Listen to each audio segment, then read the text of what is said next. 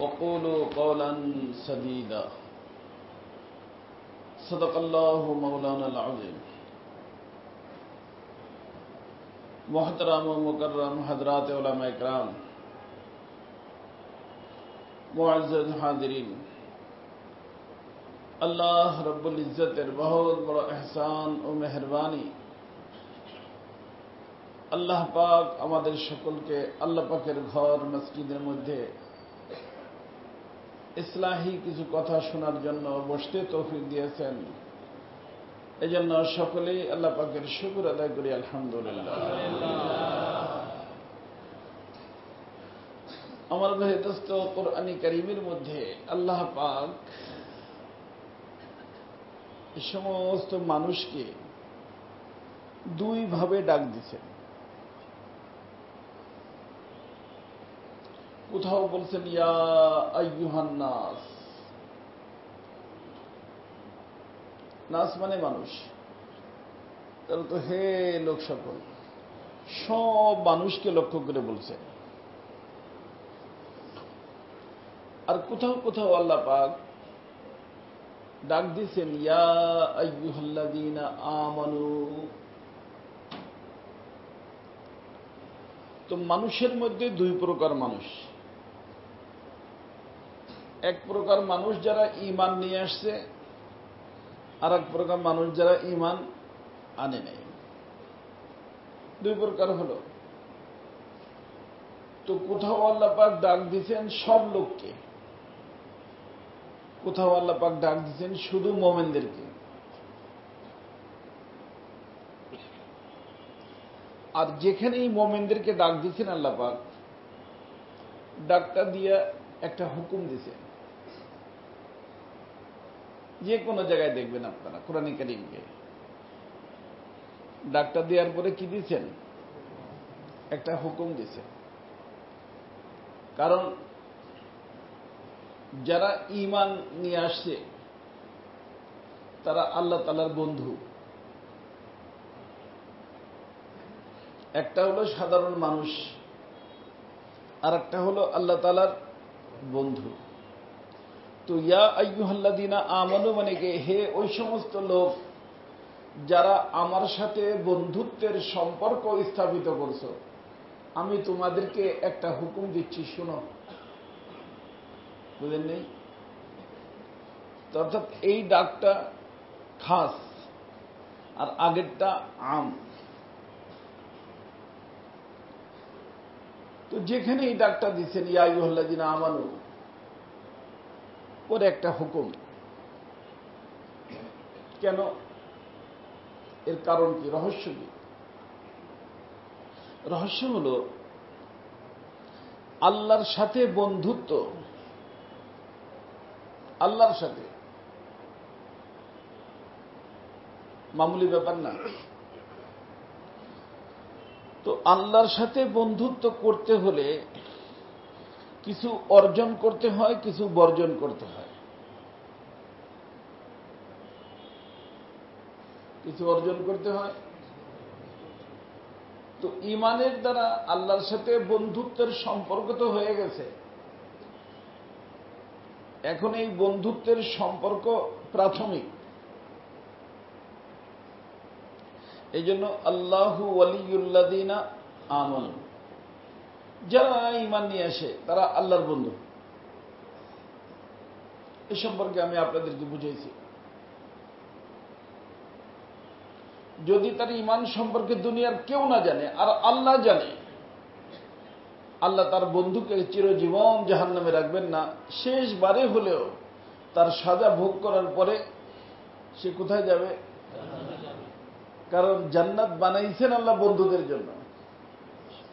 তবে কোন বন্ধুর গায়ে ময়লা থাকবে, কারো গায়ে ময়লা থাকবে না। যার ময়লা থাকবে ময়লা পরিষ্কার করার জন্য জাহান্নামে দিবে, যাদের ময়লা থাকবে না প্রাথমিক অবস্থায় আল্লাহ পাক তাকে জান্নাত দিয়ে দিবেন। কথা বুঝছেন? কিন্তু বন্ধুকে আল্লাহ জাহান্নামে চিরজীবন রাখবেন না। এই জন্য এটা তো কনফার্ম যে যার ঈমান আছে কলবের মধ্যে আর দুনিয়ার কেউ জানে না, হাদিসেও তাই আসছে। কেউ জানে না, মা বাকিয়া ইল্লার রহমান, কেউ বাকি নাই, শুধুমাত্র আল্লাহ জানেন যে কলবের ভিতর কি আছে। ও আমার বন্ধু, বন্ধুত্বের কোনো লক্ষণ নাই। বন্ধুত্বের লক্ষণ নামাজ। আদান হইল, ডাক দিছে কে? মুয়াজ্জিন ডাক দেয় নাই, ডাক দিছে কে? আল্লাহ ডাক দিছে। তো বন্ধুত্ব থাকলে সে কি বন্ধু ডাক দিলে বসে থাকতে পারে? বলেন। এই জন্য আল্লাহ রাসূল সাল্লাল্লাহু আলাইহি ওয়াসাল্লাম বলছেন যে ফরকুল মুমিন ওয়াল কাফের, একজন মুমিন আর একজন কাফেরের ভিতর পার্থক্য এই, মুয়াজ্জিনে ডাক দিছে, আল্লাহর পক্ষ থেকে তো ডাক দিছে, মানে আল্লাহই ডাক দিছে। আল্লাহর ডাকটা মুয়াজ্জিনের কণ্ঠ দিয়ে বের হয়েছে। কথা বুঝেন নেই? ডাকটা কার? মুয়াজ্জিনের বাপের হাতে আছে ফালা, সফলতা। সফলতা আল্লাহর হাতে। তো আল্লাহর কথাটাকে মুয়াজ্জিন বলছে, এই জন্য সবচেয়ে ইজ্জতওয়ালা মানুষ কিন্তু মুয়াজ্জিন। আমাদের সমাজে দাম থাকছে না থাক, কারণ সে কার পক্ষ থেকে ডাক দেয়? তো যে ব্যক্তি আল্লাহর পক্ষ থেকে ডাকে সে কি মামুলি মানুষ? এই জন্য কিয়ামতের দিন তাদের গর্দান সকলের উপরে থাকবে। তার অর্থ হলো আল্লাহ পাক তাকে অনেক বেশি সম্মান দান করবেন। মানুষ দেখলেই বুঝবে যে ইনি কোন মসজিদের মুয়াজ্জিন ছিল। মুয়াজ্জিনকে কদর করবেন, ইজ্জত দিবেন, সম্মান দিবেন। মামুলি লোক না, আল্লাহর পক্ষ থেকে ডাকে। সে আহ্বান করে কার পক্ষ থেকে? আল্লাহ পাকের পক্ষ থেকে ডাকে। তো এই যে আল্লাহ পাক ডাক দিলেন, মাহবুব ডাক দিলেন, আর মাহবুবের সাথে সম্পর্ক সবচেয়ে বেশি হইতে হবে। ওয়াল্লাযীনা আমানু আশাদ্দু হুব্বান লিল্লাহ। যার কারণে আল্লাহ রাসূলের ভালোবাসার মানুষ স্ত্রীও ছিলেন। আল্লাহ রাসূলের ভালোবাসার মানুষ তিনজন না, তার ভিতরে একজন স্ত্রী। আয়েশা সিদ্দিকা রাদিয়াল্লাহু তাআলা বলেন যে আমার সাথে আল্লাহ রাসূল কথা বলতেন, স্বামী স্ত্রীর আলাপ আলোচনা, কথাবার্তা বসে ফ্রি আলাপ হইতেছে। এর ভিতরে আযান হয়েছে। ফাতাগায়্যারা ওয়াজহু রাসূলুল্লাহ সাল্লাল্লাহু আলাইহি ওয়াসাল্লাম, আল্লাহ রাসূলের চেহারা মুবারকের ভিতর পরিবর্তন চলে আসতো এবং এমন ভাবে উঠতেন কেমন যেন আমাকে চিনেন না। কারণ সবচেয়ে বড় মাহবুবের পক্ষ থেকে ডাক আসছে। এগুলো ভালোবাসা। সবকিছু ভুলে যেতে হবে। মিটিং হোক, যাই কিছু হোক, সব কিছু, মাদ্রাসা, মসজিদ, এই সেই যত কাজ আছে, আমি মসজিদের কাজ করছি, করো মসজিদের কাজ। করতেছ কার জন্য? যার জন্য করতেছ সে ডাক দিছে। একজন বন্ধু ডাক দেওয়ার পরে সে যদি তার দিকে ভ্রুক্ষেপ না করে, এটা বন্ধুত্বের লক্ষণ? কি বলেন? এই তো রাসূল বলেন যে আযান হইল মসজিদে আসলো না, বন্ধুত্বের দাবি ঠিক না। সে যে বলছে যে আমি মোমেন, মোমেন মানে আল্লাহর বন্ধু, দাবি কিনা? ঠিক না, সঠিক না। কথা বুঝে আসছে দোস্ত? এই জন্য আল্লাহ এই যে ডাকটা দিচ্ছেন, আমার দাদা পীর হযরত মাওলানা আব্দুল গনি ফুলপুরি রাহমাতুল্লাহ আলাইহি ছিলেন, বহুত বড় আল্লাহর ওলি। তিনি বলতেন যে ইয়া আইয়ুহাল্লাযীনা আমানু বলে ডাকটা দিয়া আল্লাহ তাআলা আল্লাহর আশিকদেরকে পাগল বানায় দেন। কারণ মনে করেন যে একজন রিকশাওয়ালা একজন এমপি সাহেবকে বন্ধু বানাইতে যায়, বা ডাক দেয়, খালি ডাক দেয় বন্ধু বন্ধু বন্ধু, কোন রিপ্লাই। হঠাৎ একদিন সে ঘরের থেকে বের হয়ে দেখে ওই রিকশাটা, বন্ধু এদিকে আসে, তো কেমন হবে? পাগলের মতো হয়ে যাবে না? যে কত বছর ধরে যাকে আমি কি করতেছি, বন্ধু বন্ধু বলে ডাকতেছি, কই সারা তো দেয় না। আজকে কি সে আমাকে কি বলছে? বন্ধু বলে ডাক দিছে। তো আমার দাদা পীর রহমতুল্লাহ আলাইহি বলতেন ইয়া আইয়ুহাল্লাযীনা আমানু বলে ডাকটা দিয়া ওই সামনের যে হুকুমটা, হুকুমটা কঠিন, যে হুকুমটা দিতে চান হুকুমটা কঠিন। ওই কঠিন হুকুমটাকে সহজ করার জন্য আল্লাহ তাআলা বন্ধু করে ডাকছেন, আমি কিন্তু তোমার বন্ধু বলতেছি। আর বন্ধু যখন কোনো নির্দেশ দেয়, কোনো হুকুম দেয়, আদ মোহাব্বত তাল খাহাসির ইশাওয়াত, মহব্বতের মানুষ যদি কোনো কথা বলে, কঠিন কথা সহজ হয়ে যায়, তিক্ত কথা মিষ্টি হয়ে যায়। কি বলেন, হয়ে যায় না? মিষ্টি হয়ে যায়। খারাপ আর খারাপ থাকে না। কিসের কারণে? ভালোবাসার কারণে। তো এই ডাকটা যেহেতু বন্ধু বলে দিছে, এখন যাই বলবে সব সহজ, যা বলবে সব সহজ। আল্লাহ ডাকটা দিয়ে জায়গায় জায়গায় বলছেন, ইয়া আইয়ুহাল্লাযীনা আমানু ইত্তাকুল্লাহ, আমার বন্ধুরা, ঈমানের দ্বারা তোমার প্রাথমিক পর্যায়ের বন্ধুত্ব পাইছো। এখন এই বন্ধুত্বের ভিতর প্রমোশন করতে হবে, আর প্রমোশনের কোনো শেষ নাই। আল্লাহর বন্ধুত্বের প্রমোশনের কোনো শেষ নাই। বলা হয় যে বন্ধুত্বের প্রমোশনের শেষ স্তরের নাম হল মুসাওয়াত। আরবিতে বলে মুসাওয়াত, একরকম হয়ে যাওয়া,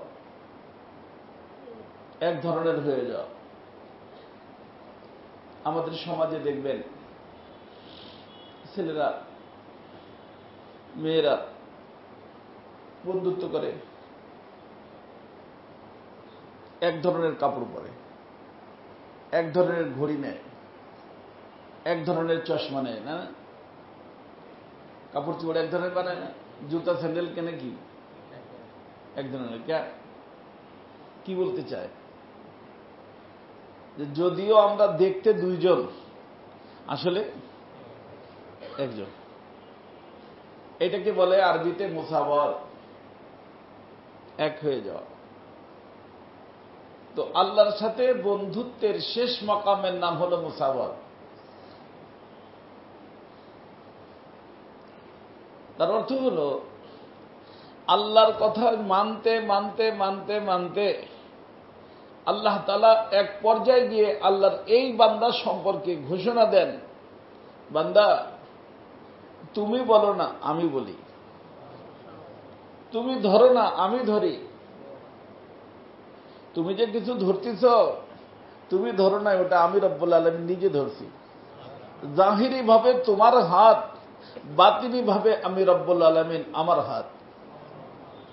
কোরআনে কারীম পড়বেন, আল্লাহ তাআলা বলেছেন, ওয়ামা রমাইতা ইয রমাইতা ওয়ালাকিন্নাল্লাহা রমা। কি অর্থ? ওখানে যুদ্ধের সময় এবং হিজরতের সময় আল্লাহ রাসূল হাতের ভিতর কিছু মাটি নিয়ে মারছেন না? সকলের চোখে চলে গেছে। আল্লাহ বলেন, আমার হাবিব, জাহিরি ভাবে তো আপনার হাত ব্যবহার হয়েছে, বাতিনি ভাবে আমার কুদরতি হাত ব্যবহার হয়েছে। আল্লাহর তো কোনো হাত নাই এমনি, তাই না? জাহিরি ভাবে আপনার হাত, বাতিনি ভাবে আমার হাত। তার অর্থ আপনার হাতের সাথে আমার হাতের সম্পর্ক। ওখানে যুদ্ধের সময় আল্লাহ রাসূলের হাতে হুদায়বিয়ার সময়, সন্ধির সময় বায়াত গ্রহণ করলেন সাহাবায়ে কেরাম। আল্লাহ রাসূলের হাতে হাত দিয়ে বায়াত করছেন না? তো বায়াতের সময় আল্লাহ তাআলা কি বলছেন? ইন্নাল্লাযীনা ইউবাইউনাকা, আমার হাবিব অবশ্যই ওই সমস্ত মানুষ যারা আপনার হাতে হাত দিয়ে বায়াত গ্রহণ করছে। ইন্নামা ইউবাইউনাল্লাহ, অবশ্যই তারা আল্লাহর হাতে বায়াত গ্রহণ করছে। ইয়াদুল্লাহি ফাওকা আইদিহিম, জাহিরি ভাবে আপনার হাত ছিল, বাতিনি ভাবে ওদের হাত আমি রব্বুল আলামিন আমার কুদরতি হাতের মধ্যে ছিল।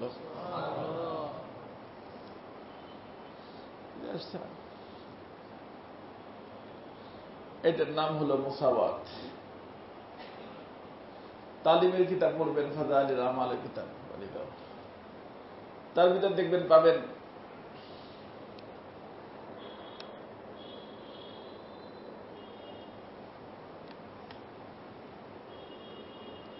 যে আল্লাহ তাআলা এক পর্যায়ে বান্দার যাওয়ার পরে বলেন যে বান্দা, আমি তোমার হাত হয়ে যায় যে এই হাতে তুমি ধরো, তাই না?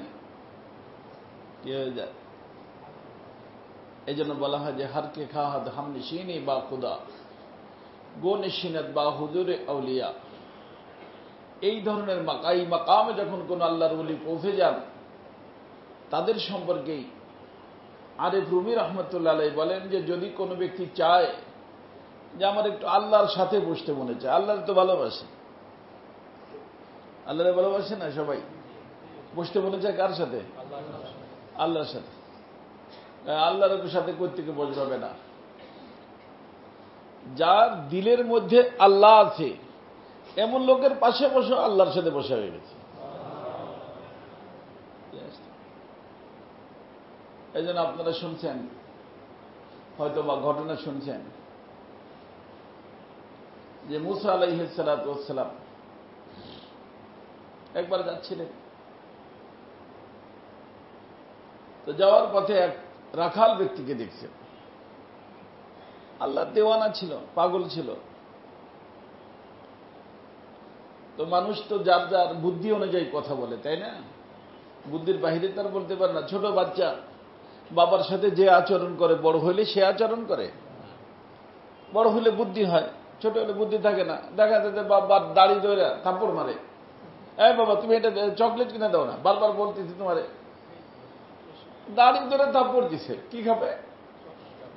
চকলেট খাবে। বাবা অসন্তুষ্ট হয়, জানে যে ও ছোট মানুষ, বুদ্ধির অভাব, ও যা বলতেছে মহব্বতে বলতেছে, যা বলতেছে মহব্বতে বলতেছে। কিন্তু বড় হইলে খালি যদি বাবার দিকে চোখ উঠেও দেখে, আর কি ব্যাপার বেয়াদব কোথাকার, তুমি আমার দিকে চোখ উঠে দেখতেছ, তাই না? তাহলে বড়দের আর ছোটদের আচরণের ভিতর কি আছে? পার্থক্য আছে। এই জন্য খবরদার আপনারা আবার করতে যাবেন না। তুই যে আল্লাহর এক দেওয়ানা ছিল, পাগল ছিল, ও রাখাল মানুষ, ছাগল চড়ায়, কট্টর বুদ্ধি, কিন্তু আল্লাহর দেওয়ানা, আল্লাহর আশেক, আল্লাহরে মহব্বত করে। তবে যারা একবার অনেক বেশি মহব্বতের জগতে খুব হাবুডাবু খাই দিতে, তো বলা শুরু করছে যে আল্লাহ আমি এক কয়টা ছাগল চড়ে কত পরিশান থাকি, তুমি পুরো দুনিয়াটা চালাই দিছ, কত ঝাই ঝামেলার ভিতরে থাকো, খাওয়া দাওয়া ঠিক মতো খাইতেছ কিনা বুঝে আসছে না? তা আমি যদি তোমারে পাইতাম, তাইলে মানুষ তো রুটি বানায় কি দিয়া? পানি দিয়ে আটা ছানে। আমি আমার দুধের ছাগলের দুধ দিয়া কি মিলতাম? আটা ছাই না, তো রুটি বানাইতাম নিজের হাতে, বানায় তোমারে খাওয়াইতাম। খাওয়াইয়া তারপরে কতদিন আছে তুমি রেস্টে থাকতে পারো না, তোমার আমি শোয়াই দিতাম। তোমার এই মাথার ভিতরে চুলের ভিতরে হইতে পারে ইসের ভিতরে, তো ছাগল চারা, ছাগলের গায়ে হয় না পোকা পোকা, তো তোমার মাথার ভিতরে কোথায় কোন উকুন টুকুন আছে কিনা, ওগুলা তোমার দেখে দেখে আমি কি করে দিতাম, বিলি দিয়ে দিয়া সুন্দর করে বের করে দিতাম, আর তুমি আরামের সাথে ঘুমায় থাকতে। কথাগুলো সহি কথা না গলত কথা? কিন্তু বলতেছে মহব্বতে, বুদ্ধি হিসেবে বলতেছে। মুসা আলাইহিস সালাম যাচ্ছে, উনি শুনে ফেলছেন, দে ওনাকে রাগ। কি বলতেছে তুই? আল্লাহর কোন শরীর আছে, আল্লাহর কোন দেহ আছে যে এই কথা বলতেছে তুই? তো মুসা আলাইহিস সালামের দেখে, ডান্ডা দেখে, বাস ওনার তো অনেক বেশি রাগ ছিল। কিতাবের ভিতরে আসছে রাগ ওনার এত বেশি ছিল যে রাগ উঠলে চুল দাঁড়ায় যেত। কারণ ফেরাউনের জন্য ওনার মতো রাগী মানুষেরই দরকার ছিল, বুঝলেন? এই জন্য বলে না, যেরকম কুকুর ওইরকম লিকল্লে ফেরাউনের মুসা, ফেরাউন যেরকম মুসাও ওইরকম, চুল দাঁড়ায় যেত, এত রাগ উঠত। রাগ উঠছে ওর, তো দেখে আজও দৌড় কাইলে দৌড়, আরে মরছি তো, মুসারাতে তোরা খেয়ে গেছি। যাই হোক, তো এর কথাটা ঠিক ছিল না, কিন্তু বুদ্ধি হিসেবে ঠিক,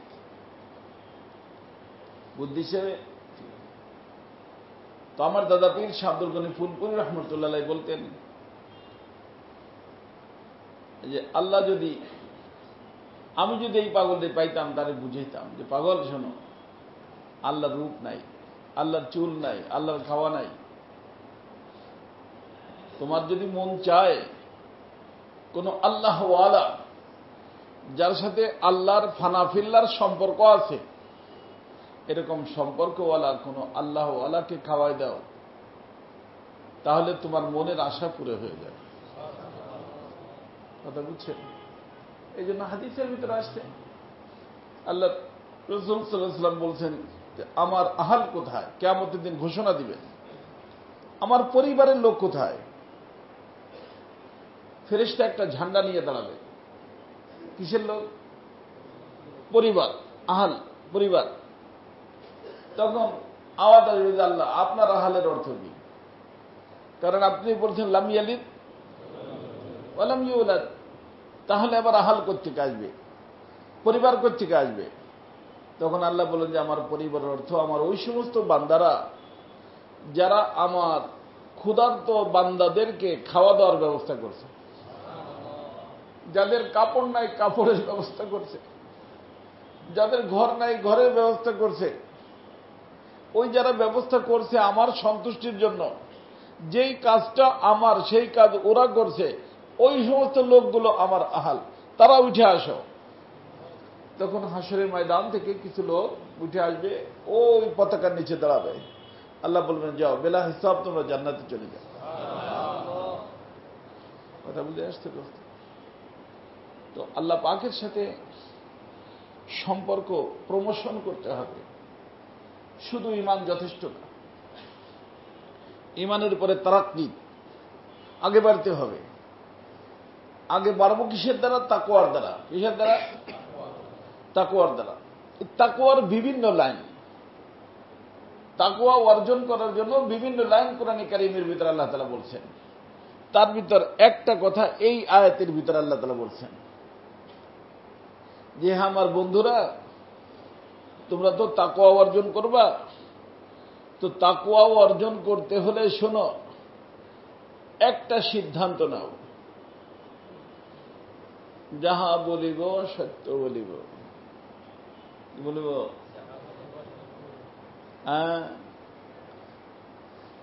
এই সত্য বলা, এটা প্রত্যেক ধর্মে আছে,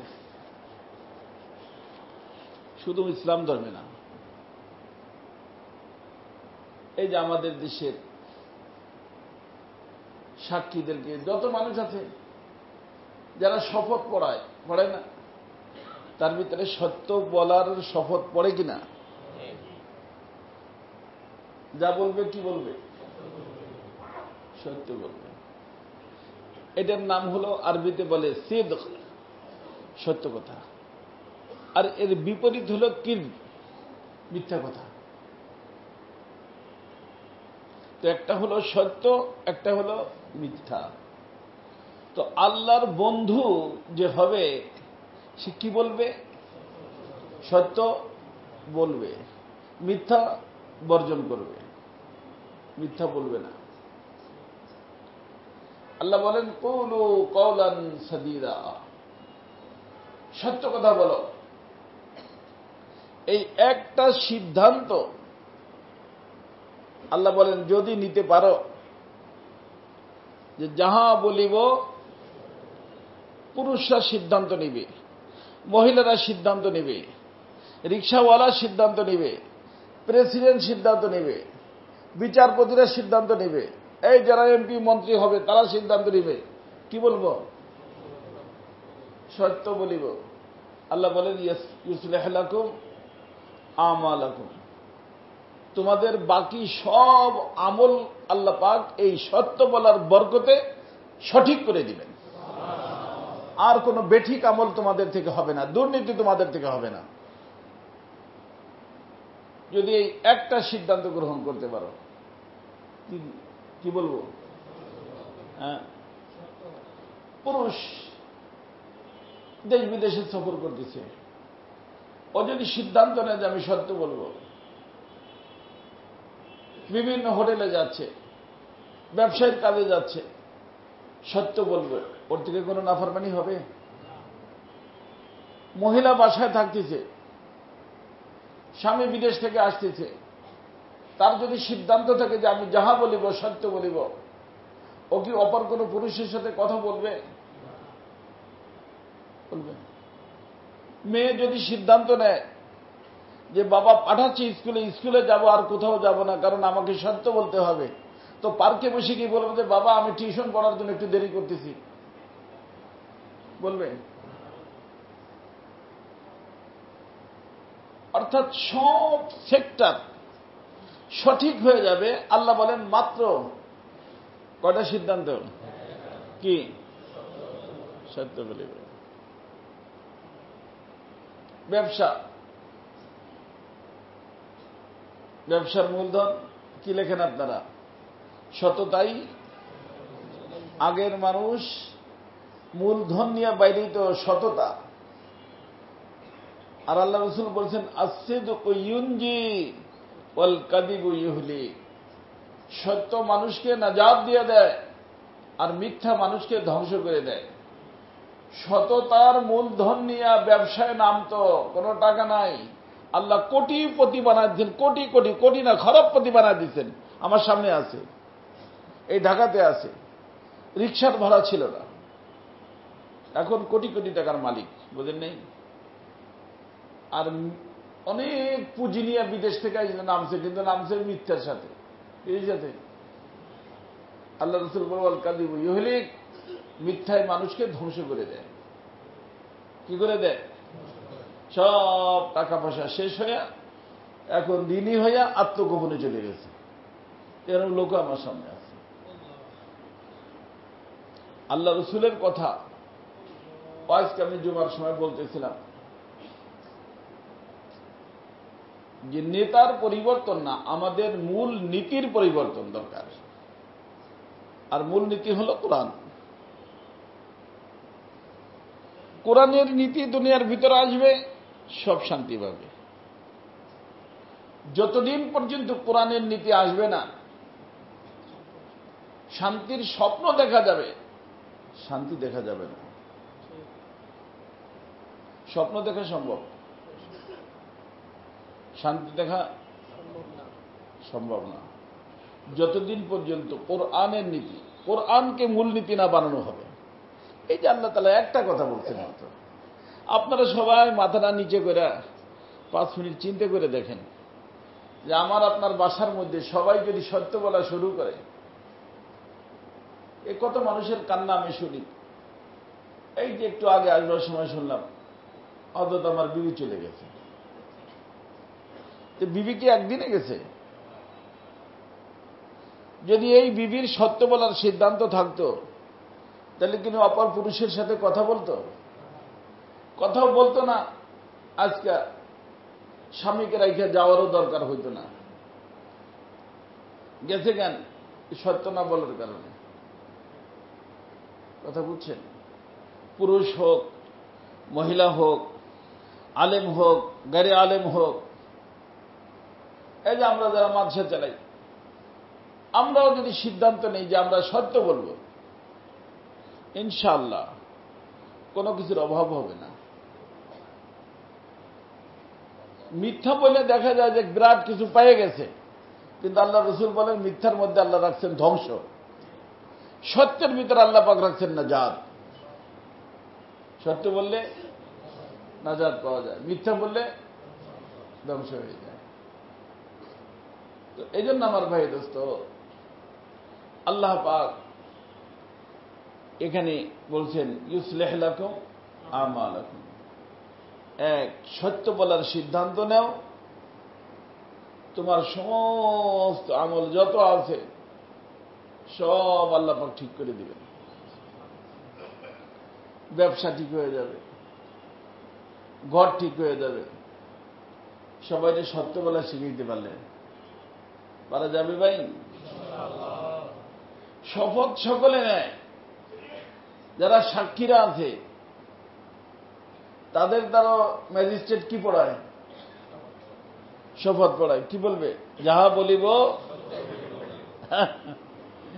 অথচ লোকটাই মিথ্যা, সাক্ষীটাই কি হলো ওইখানে রেস্টুরেন্টের সাক্ষী। সাক্ষীটা হলো ও দেখেও নাই, জানেও না, ও বাড়ি কোথায় তাও জানে না, ওরা টাকা নিয়ে সাক্ষী হয়েছে। কথা বুঝছেন? তো সত্যিকারের সাক্ষী যদি আপনি তালাশ করেন, এই জন্য শরিয়াতের মধ্যে বিচারের জন্য দুটো জিনিস। শরিয়াতের বিচার কয় জিনিসে হয়? ইকরার, শাহাদাত। তার অর্থ যে ব্যক্তি অপরাধী সে তার অপরাধকে স্বীকার করবে অথবা সাক্ষীর দ্বারা প্রমাণিত হবে। তৃতীয় কোনো লাইন নেই। কটা হল? স্বীকারোক্তি, অপরাধের স্বীকারোক্তি অথবা সাক্ষী। এই জন্য সাক্ষীর ব্যাপারে ইসলাম আজীব ভাবে, এরকম কোন ধর্মের ভিতর নাই যে সাক্ষীটা কেমন হবে। এই যে আমরা মনে করেন খালি গায়ে ঘুরে বেড়াই, ল্যাংটা হয়ে ঘুরে বেড়াই, তারপরে সাক্ষী না। হৃদয়ের ভিতর দেখবেন আছে, যদি কোনো ব্যক্তি খালি গায়ে রোডে ঘাটে ঘুরে বেড়ায়, রোডে ঘাটে খেয়ে বেড়ায়, তার সাক্ষী গ্রহণযোগ্য না।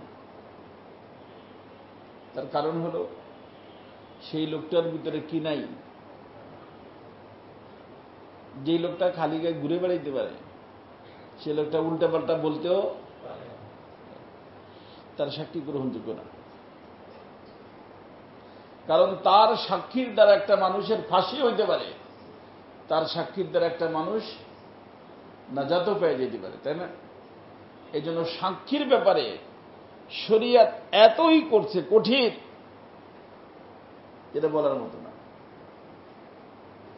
তো প্রত্যেক সাক্ষীকে শপথ তো পড়ানো হয়, যাহা বলিব সত্য বলিব। অথচ ম্যাজিস্ট্রেটও জানে যে এই সাক্ষী হলো যে রেস্টুরেন্টের সাক্ষী। করবে কি? করার কিছু নাই।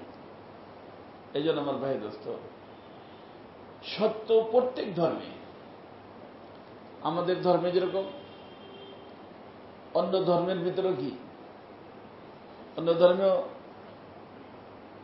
কারণ যত ধর্ম দুনিয়ার ভিতর বর্তমানে দেখেন, অগ্নি পূজক মুশরিক ছাড়া প্রত্যেকের গোড়ার দিকে ভালো লোক ছিল। ইতিহাস দেখলে দেখা যায়, এই যে মনে করেন শিখদের ধর্ম, গুরু নানক মেইন ছিল কে? তার নাম কি? গুরু নানক। নাম হলো, হ্যাঁ, আপনি পাও এদিকে লম্বা করে দেন, সমস্যা নেই, দেন পাও লম্বা করে দেন। মৌলানা একটু সামনে আসেন, লম্বা করে বসেন, বসেন, অথবা যে এইখানে বসেন। জি, ওদের তো ওদের ভাই। কিন্তু একটা ঘটনা মনে পড়লো, শোনেন। দেন, আপনারা তাইমুর লং নাম শুনছেন? হ্যাঁ, বাদশাহ তাইমুর লং। লং মানে ল্যাংড়া, ফার্সিতে লং বলে। পাও সুদা করতে পারতেন না, নাম ছিল তাইমুর, এই জন্য তাইমুর লং। তো উনি একবার গেছেন এক আল্লাহওয়ালার নিকটে। আগের জমানায় বাদশারা আল্লাহওয়ালাদের নিকট যাইত, বর্তমানে তো আল্লাহওয়ালাদেরকে বাদশার নিকটে যাইতে হয়। তবে যেই আল্লাহওয়ালা বাদশাদের নিকটে যায়, দাল মে কুছ কালে হে, বুঝেন নেই? তো ওনার নিকটে আসছে কে? তাইমুল্লাহ। তো উনি তো বসতেন পাও লম্বা করে, তো সামনে বসছেন, পাও কোন দিকে? ওই বুজুর্গের দিকে। তো ওই বুজুর্গ বসা ছিলেন, তো উনিও ওনার পাওটা ওই বাচ্চার দিকে লম্বা করে দিয়েছেন, লম্বা করে দিয়েছেন। তো দরবারি মোল্লা থাকে না কিছু, আবার দরবারি মোল্লা তো চেনে নি, দরবারি মোল্লা ছিল, সেবার যাই বাচ্চা নামদারের তো সমস্যা আছে, অসুস্থ, আপনার কি, আপনি কেন পাও লম্বা করলেন? তখন উনি একটা কথা বলছিলেন, সেই কথাটা মনে পড়লো আর কি। তো উনি বলছেন যে তু লাংদারি মান নাংদারাম, তোমার পায়ে সমস্যা, এই জন্য তুমি পাও কি করছো, আমার দিকে লম্বা করে দিছ। কিন্তু এই অবস্থায় যদি পাও থাকে, আর আমার ব্যাপারে মানুষের ধারণা আমি আল্লাহওয়ালা, আমি আল্লাহওয়ালা না, মানুষের ধারণা আমি আল্লাহওয়ালা, তো এক আল্লাহওয়ালার দিকে তুমি পাও দিছ, এটা আমার শরমের কারণ। এই জন্য তুমি দিছ ল্যাংড়া হওয়ার কারণে, আর আমি দিছি শরম থেকে বাঁচার জন্য। তো লাংদারি মান নাংদারাম, ফার্সি ঘটনাই বুঝে আসছে না। অর্থাৎ কোন ব্যক্তির যদি কোনো সমস্যা থাকে, এটা কোনো গুনাহ না। সমস্যা আছে, আল্লাহ তাআলা কোরআনে কারীমের ভিতরে সব বলে দিয়েছেন, লাইসা আলাল আরাজে হারাজুন ওয়ালা আলাল মারিদে হারাজ। যদি কোনো ব্যক্তির পায়ে সমস্যা থাকে, তো সে যেইভাবে বসতে যায় বসতে পারে। ওয়ালা আলাল মারিদে হারাজ, মারিদ মানে অসুস্থ, একজন অসুস্থ, এখন সে যদি আত্মাহিত সুরাতে বসতে যায় বসতে পারবে না, আসন কাড়াতে বসতে পারবে না, পাও লম্বা করলে বসতে পারে, পাও লম্বা করে বসবে, চেয়ারে বসতে পারে, চেয়ারে বসবে, কথা বলতে নাই। কারণ আল্লাহ পাক তাকে এটা অনুমতি দিয়ে দিচ্ছেন, আল্লাহ দিচ্ছেন। এই জন্য এ ব্যাপারে কেউ কোনো চিন্তা করবেন না, ফিকির করবেন না। যেইভাবে আল্লাহ পাক রাখেন আলহামদুলিল্লাহ, যেইভাবে আল্লাহ রাখেন আলহামদুলিল্লাহ। হ্যাঁ, তো কি বলতেছিলাম আমি, ওই যে গুরু নানকের কথা বলতেছিলাম। এর ব্যাপারে আমাদের অনেক বুজুর্গদের ধারণা আল্লাহ ছিল। শিখদের ওদের নিয়ম নীতিটা যাই দেখবেন, ওদের ইবাদতখানাকে গুরুদুয়ারা বলে। দিল্লিতে আছে, ওর ভিতরে যদি কোনো সময় ঢুকে দেখবেন অনেক ভালো পরিবেশ মনে হয়। কিন্তু এখন তো আর সেটা নাই, ছিল, এখন নাই। তো যার কারণে আমি বলতেছিলাম যে যত ধর্ম আছে দুনিয়াতে, কোন ধর্মেই মিথ্যা জায়েজ নাই, কোন ধর্মেই মিথ্যা কি নাই, জায়েজ নাই। কিন্তু দুঃখজনক কথা হলো বর্তমানে আমরা মিথ্যা ছাড়া বলতে জানি না। আর এই মিথ্যা সম্পর্কে আল্লাহ রাসূল সাল্লাল্লাহু আলাইহি ওয়াসাল্লাম বলেন, আল্লাহ যদি কোনো ব্যক্তির মুখ দিয়া মিথ্যা কথা বের হয়, কি কথা, তার মুখের মধ্যে একটা দুর্গন্ধের সৃষ্টি হয়। কি হয়? দুর্গন্ধ। আমরা অনুভব করি না, ফেরেশতারা অনুভব করে। এবং আমার আপনার সকলের সাথে আল্লাহর যে রহমতের ফেরেশতা থাকে 70 গজ দূরে চলে যায়। তার অর্থ মিথ্যা কথার দুর্গন্ধ কত দূর পর্যন্ত যায়? 70 গজ। 70 গজের দূরে চলে যায়। তার অর্থ যেখানে গেলে দুর্গন্ধ পাওয়া যায় না, সেখানে যে অবস্থান করে, ওই দুর্গন্ধটা যখন তার মুখ থেকে খতম হয়ে যায়, তখন সে আবার তার নিকটে আসে। কিন্তু আজ অহরহ আমাদের মুখ দিয়ে মিথ্যা কথা বের হচ্ছে ভাই। তো আমাদের যে রোগগুলো হয়, আমি রোগগুলোর আলোচনা করতেছিলাম, সেই রোগের ভিতর থেকে একটা রোগ হলো মিথ্যা বলা। কি বলা? মিথ্যা বলা। তো এই মিথ্যা বলার থেকে নিজেকে বাঁচাইতে হবে আল্লাহর বন্ধু হইতে হলে। আল্লাহ তাআলা ওমান আসদাকু মিনাল্লাহি কিলা, আল্লাহর থেকে সত্যবাদী আর কেউ হতে পারে না। অর্থাৎ আল্লাহর যে বন্ধু হবে সেও মিথ্যা বলতে পারে না। এই জন্য আল্লাহ রাসূল সাল্লাল্লাহু আলাইহি ওয়াসাল্লামকে বলা হয় সাদিকুল মাসদুক। সাদিকুল মাসদুক সাল্লাল্লাহু আলাইহি ওয়াসাল্লাম। আল্লাহ রাসূল কখনো মিথ্যা কথা বলেন নাই। অর্থাৎ যে কোনো ব্যক্তির আল্লাহর সাথে বন্ধুত্ব করতে হলে বাবা মিথ্যা কথা বর্জন করতে হবে। হাজী সাহেব হওয়া যাবে, মুফতি সাহেব হওয়া যাবে, মুহাদ্দিস সাহেব হওয়া যাবে, কিন্তু মিথ্যা কথা বর্জন না করলে আল্লাহ তাআলার বন্ধু হওয়া যাবে না। আর জান্নাত কার জন্য? আল্লাহর বন্ধুদের জন্য। এই জন্য ওখানে আল্লাহ তাআলা বলছেন আলা ইন্না আউলিয়া আল্লাহি লা খাউফুন আলাইহিম ওয়া লা হুম ইয়াহজানুন আল্লাযীনা আমানু ওয়া কানু ইয়াত্তাকুন লাহুমুল বুশরা ফিল হায়াতিদ দুনিয়া ওয়া ফিল আখিরাহ। তারপরে আল্লাহ বলছেন লা তাবদীলা লিকালিমাতিল্লাহ। এটা মনে করো না যে আমি একটা বললাম আর একটা করলাম, না, আমি যা বলি তাই করি। আমার বলার মধ্যে কোনো পরিবর্তন আসবে না। আমি যদি পুরস্কারের ঘোষণা করি পুরস্কার পাবা, তবে সাজার ব্যাপারে আল্লাহ মেহেরবানি করে কাউরে মাফও করে দিবেন। কারো কোনো পুরস্কারের ঘোষণা কোনো আমলের ব্যাপারে আল্লাহ করছেন, আল্লাহ ওটা দিবেন না এমনটা হবে না, অবশ্যই সে পুরস্কার পাবে। এ ব্যাপারে আল্লাহর পক্ষ থেকে কোনো পরিবর্তন নাই। আর সাজার ব্যাপারে আল্লাহ মেহেরবানি করে মাফও করে দিতে ইয়াগফিরু লিমান ইয়াশা ওয়া ইউআযযিবু মান ইয়াশা। আল্লাহ কাউকে চাইলে মাফ করে দিবেন, কাউকে চাইলে সাজা দিবেন। এই জন্য আমার ভাই দোস্ত,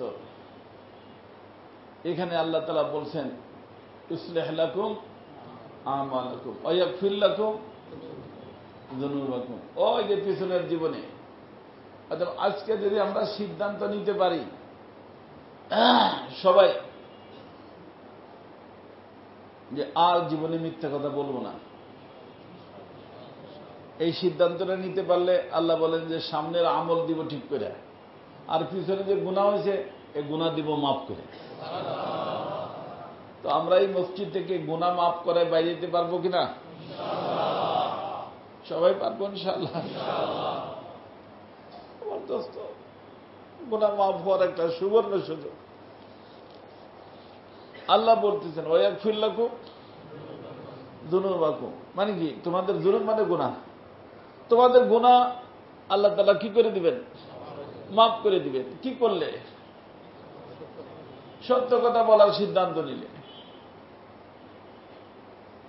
সত্য কথা বলার সিদ্ধান্ত নিলে আল্লাহ এখন আপনার আমার দিলের ভিতরে আসতে পারে মাফ করে দিবেন, তো ঠিক দেয় কি না দেয়। আল্লাহ বলেন যে আরে টেনশন নিও না, আল্লাহু গফুরুর রহিম। আল্লাহ কি ক্ষমা করে দিতে জানেন, ওনার নাম গফুর আর নাম কি রহিম। এই যে মাফ করে দিবে, তোমার পাওনা দিন হিসেবে দিবে না, বরং তিনি তিনার মেহেরবানিতে দিবেন, কারণ তার নাম রহিম। নাম কি? রহিম নামের বরকতে দিবেন, পাওনা হিসেবে দিবেন না, মেহেরবানি করে দিবেন। হযরত মাওলানা আনোয়ার শেখ কাশ্মীরি রহমতুল্লাহ নাম উলামায়ে কেরাম শুনছেন, আপনারা শুনছেন। অনেক বড় আলেম দ্বীন ছিলেন। ওনার সাহেবজাদা ছিলেন। আমি যখন থেকে শুরু করছি 10 মিনিট আমার হাতে আছে, গড়িয়ে এটা দেখতে থাকি আমি, আলহামদুলিল্লাহ দেখতে থাকি, দেখবো ইনশাআল্লাহ, ফিকির করেন না। 1 ঘন্টা, ঠিক আছে? 1 ঘন্টা বেশি বলবো না।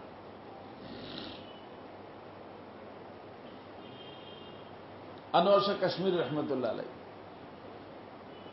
অনেক বড় আলেম দ্বীন ছিলেন। হযরত ইউসুফ বিন নূর রহমতুল্লাহ তার শাগরেদ, শাহ সাহেব বলা হয় ওনাকে। অনেক ব্রেনি মানুষ ছিলেন। তো ওনার একজন ওনার ছেলে মৌলানা আনজার শাহ, উনি অনেক বড় আলেম ছিলেন, ইন্তেকাল হয়ে গেছে। উনি একবার বাংলাদেশে আসছিলেন, তো উনি একবার আলোচনা করতেছিলেন, আমি ওনার তর্জমা করতেছিলাম যশোরে।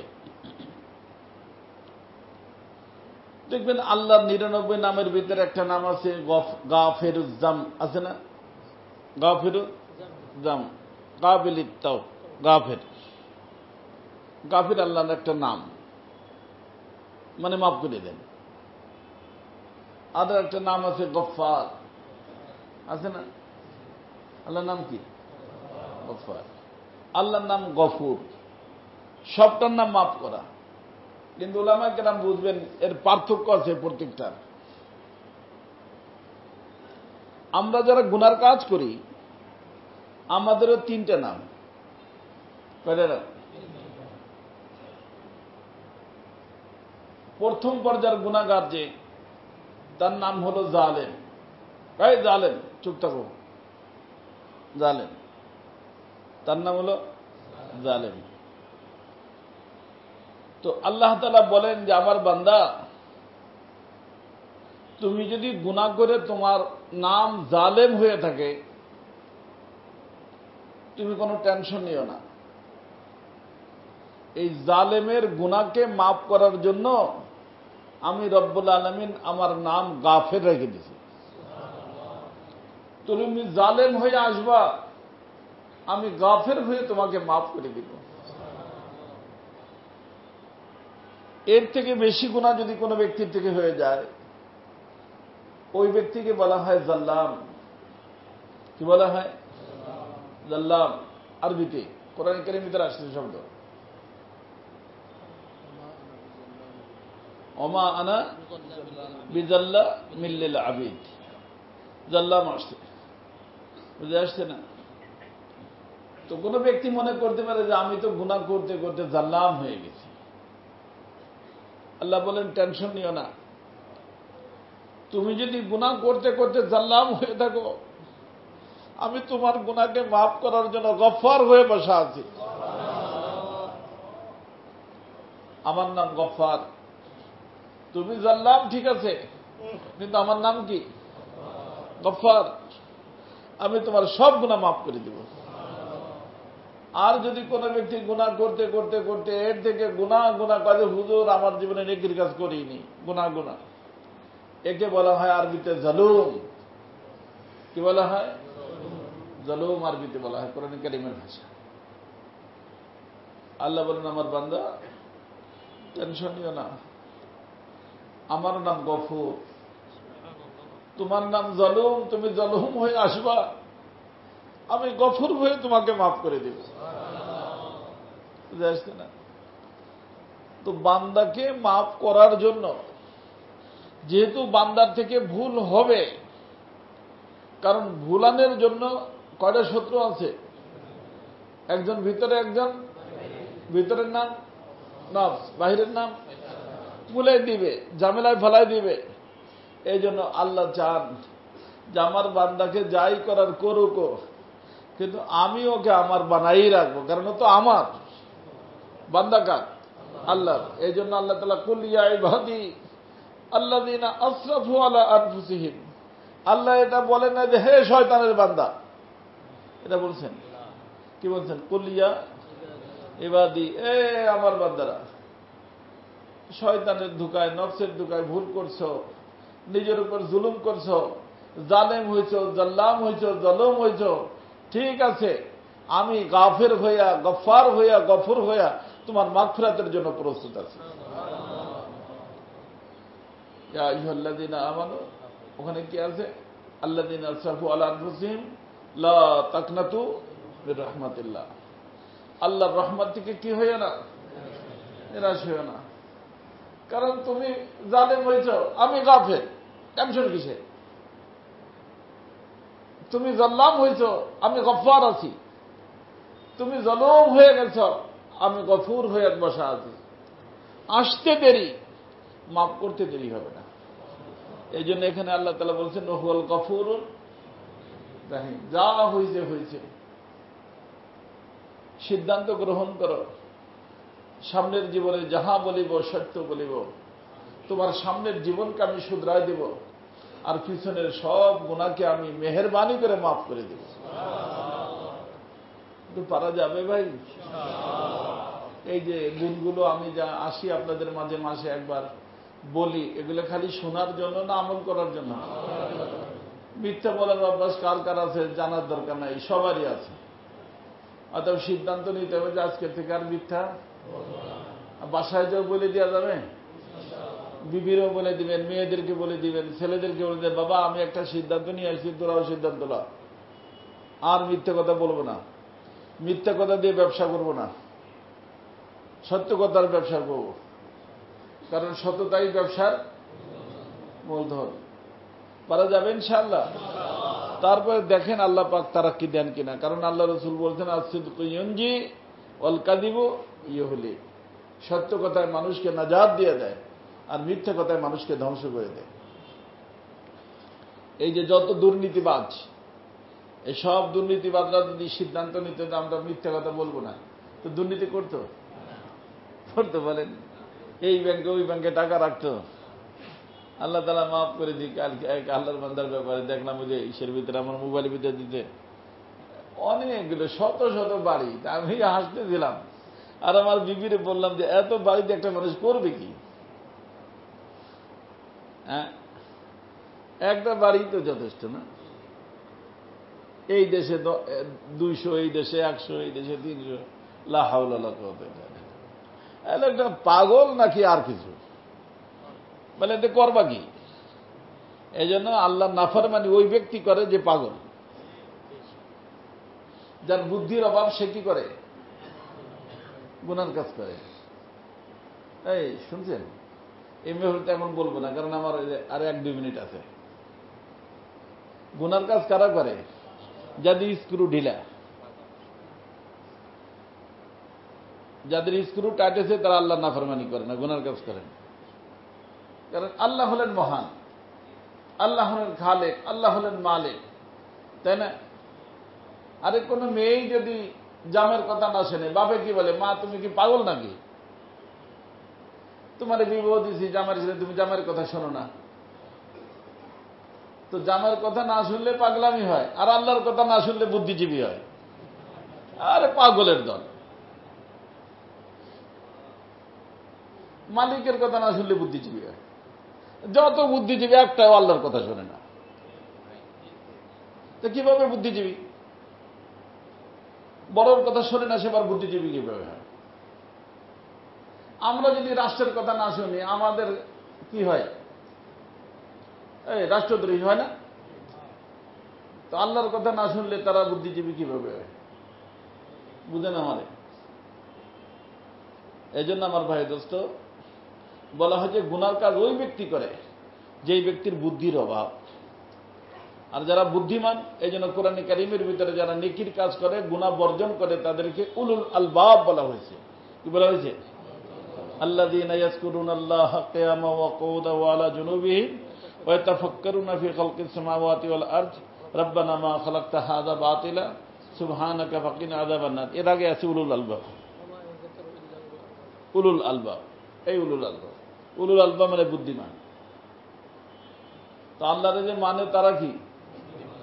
অর্থাৎ আজকে থেকে সত্য কথা বলবো, মিথ্যা কথা বলবো না, বুদ্ধিমান হইতে হবে। পারা যাবে না ইনশাআল্লাহ? সামনের জীবন ঠিক হয়ে যাবে, পিছনের গুনাহ মাফ হয়ে যাবে। অর্থাৎ এই সিদ্ধান্ত নিয়ে আমি আমার আল্লাহর সাথে কথা বলি। কার সাথে?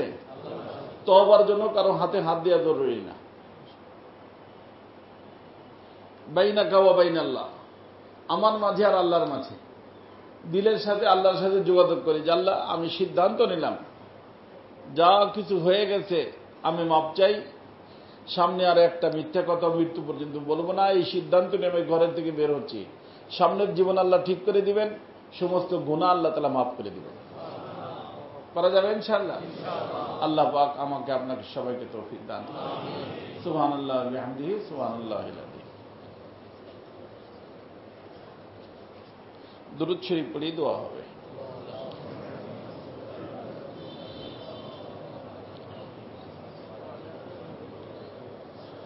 اللهم صل على سيدنا مولانا محمد صلاة تنجينا بها من جميع الأهوال والآفات وتقضي لنا بها جميع الحاجات وتطهرنا بها من جميع السيئات وترفعنا بها عندك أعلى الدرجات وتبلغنا بها أقصى الغايات من جميع الخيرات في الحياة وبعد الممات إنك على كل شيء قدير يا أرحم الراحمين يا أرحم الراحمين يا أرحم الراحمين أي مولا পাক أي محبوب পাক আল্লাহ মেহেরবানি করে আপনি আমাদের সকলকে মাফ করে দেন। আল্লাহ ভুল করছি অন্যায় করছি নফস শয়তানের দুঃখে করছি মাওলা। আল্লাহ আমরা আপনার নিকটে মাফ চাই।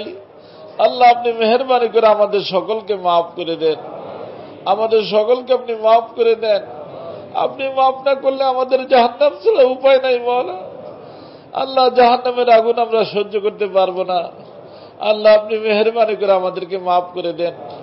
আল্লাহ আমাদের যার যে পরেশানি আছে দূর করে দেন। আল্লাহ যার যে হাজত আছে পুরো করে দেন। আল্লাহ যারা অসুস্থ আছে সুস্থ করে দেন। আল্লাহ যারা বেরোজগার আছে রুজির ব্যবস্থা করে দেন। আল্লাহ যারা ঋণী আছে ঋণ থেকে মুক্ত হওয়ার তৌফিক দেন। আল্লাহ ব্যবসায়ীদের ব্যবসার ভিতর বরকত দিয়ে দেন। আল্লাহ অনেক মানুষ ঋণের কারণে আত্মগোপনে চলে গেছে মাওলা। আল্লাহ তাদের ব্যবসার ভিতরে আপনি বরকত দিয়ে দেন। আল্লাহ ঋণ পরিশোধ করে আল্লাহ আবার স্বাভাবিক জীবন যাপন করার তৌফিক দিয়ে দেন। আল্লাহ আমাদের অনেক আত্মীয় স্বজন অসুস্থ হয়ে হাসপাতালে আছেন, আল্লাহ তাদেরকে সুস্থ হয়ে বাসায় ফেরার তৌফিক দিয়ে দেন। আল্লাহ আমাদের অনেক আত্মীয় স্বজন চিরদিন অন্ধকার কবরে শুয়ে গেছেন, আল্লাহ মেহেরবানি করে তাদেরকে আপনি মাফ করে দেন। তাদের কবরকে নূর দ্বারা ভরপুর করে দেন।